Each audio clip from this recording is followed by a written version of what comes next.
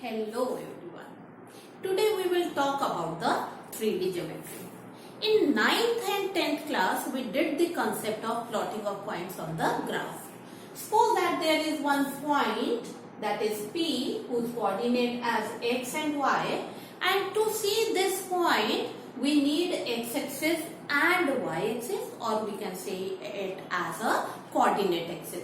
Now we will talk about the 3D geometry. In 3D geometry, suppose that you have to find out, or you have to locate this, the position of this bulb, its pointer, the position of this bulb with respect to, observe it here, it is like this.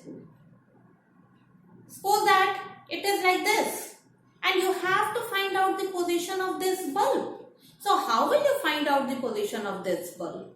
By doing the perpendicular, by taking the perpendicular of this point with this, and then this, and then this. Isn't it? So for this is your x-axis, this is your y-axis, and this is your z-axis. So for the position of this, you need this, and then this, and then you need this point also. Means you need the length, breadth and height, and this is related to the 3D geometry. So in 3D geometry, as in 2D or x-axis and y-axis, these two axes are perpendicular to each other. Same way in 3D geometry, the x-axis, y-axis and z-axis are also perpendicular to each other. Observe, this is z-axis, this is your x-axis, and this is your y-axis. So all of them are perpendicular to each other. Okay. In this part, how many parts are there? In this case, how many parts? It has 4 quadrants. But if you will see this one, it has, let's see how many parts it has. It has, this is your 1, then 2, 3 and 4, and same way at the back of it also 4. So it has how many? It has 8 octants. This has 8 octants. Here it has 4 quadrants. Now it has 8 octants. Okay, and all of them are perpendicular to each other. X-axis, this is y-axis, and this is z-axis. So all of them are perpendicular to each other. So this is your 3D geometry. Now we will talk about how to find out the coordinates of all the 8 parts, all the 8 octants. How to find out the coordinates of all the 8 octants. Let's go for that part. Now we will try to find out the coordinates of the octant.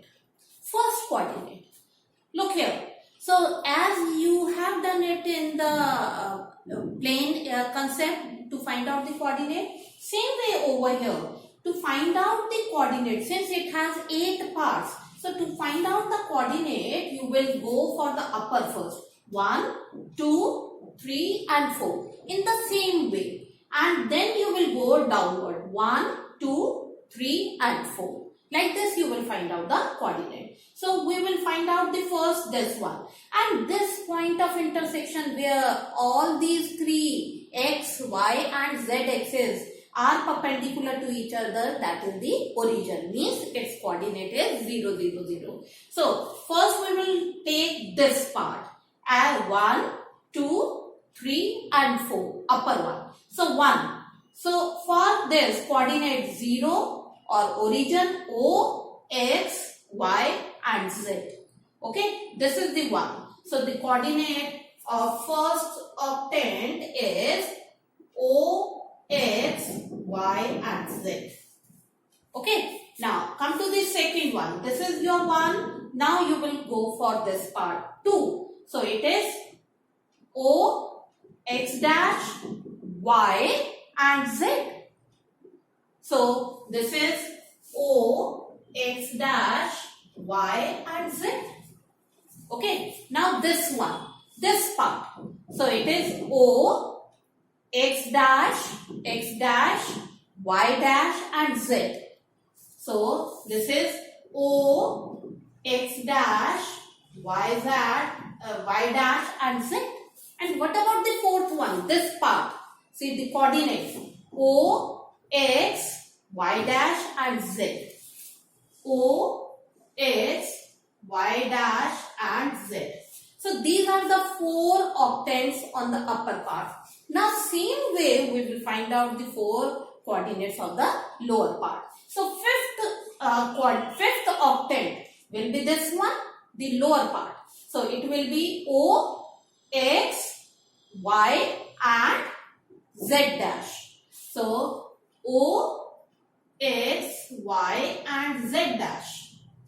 Okay. Now, so we have taken this one. Now we will go for this part. So what it should be? O, x dash, y and z dash. This one. So it will be O, x dash, y and z dash. Now come to this part. It will be O, this one. O, x dash, y dash and z dash. So O, x dash, y dash and z dash. And what about this one? This one will be, what it should be? O, x, y dash and z dash. So O, x, y dash and z dash. I think this part is clear to all of you. Okay. Now, so I hope that the coordinates of the octants are clear to all of you how to find out. Okay. Now, next thing is coordinates of xy plane. If it is only xy plane, so it means the z value will be 0. So the coordinate of xy plane will be x, y and 0. And same way xz plane, the y value will be 0. So it will be x, 0 and z. And if it has yz plane, so it will be 0, y and z. Is it clear? Now, same way the coordinates of x-axis. If the point lies on x-axis, then the y and the z value will be 0. So the coordinate will be x, 0 and 0. Similarly, y-axis, it is 0, y and 0. And for z-axis, 0, 0 and z.